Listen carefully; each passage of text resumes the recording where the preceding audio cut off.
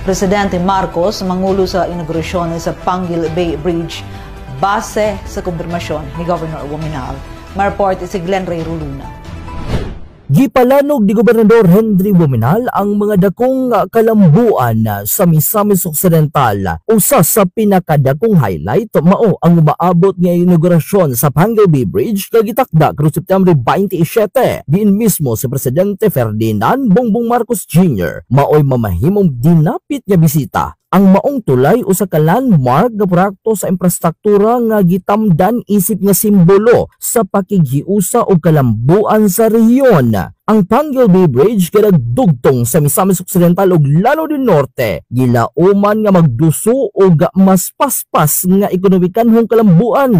Labi na sa aspeto sa transportasyon, pinaagi sa tulay mas dali na ang pagbiyahe sa mga negosyante o mga mamumuo nga magresulta sa mas dakong daghang oportunidad sa negosyo ug trabaho alang sa mga residente sa duha ka lalawigan. Gipasalamatan ni Governor Wominal ang suporta sa national government labi na sa administrasyon ni Presidente Marcos Jr. sa paghatag og importansya sa mga proyekto nga makatabang sa mga lokal nga komunidad. Ang maong proyekto gitan-aw nga usa ka landmark nga kalampusan nga mag-abli sa daghang posibilidad alang sa lalawigan, dili lamang sa aspeto sa transportasyon apan usab sa turismo, kalakalan ug industriya. Ang inaugurasyon sa Panguil Bay Bridge gitakda karong September 27, gilauman nga usa ka dakong kalihukan nga magpasiugda sa kaayuhan ug kalambuan sa Misamis Occidental ug sa tibuok rehiyon.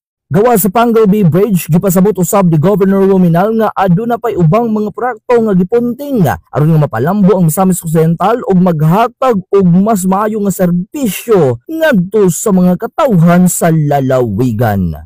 Alang sa Uzamis Today, kini si Glenn Ray Ruluna. Salamat, Glenn.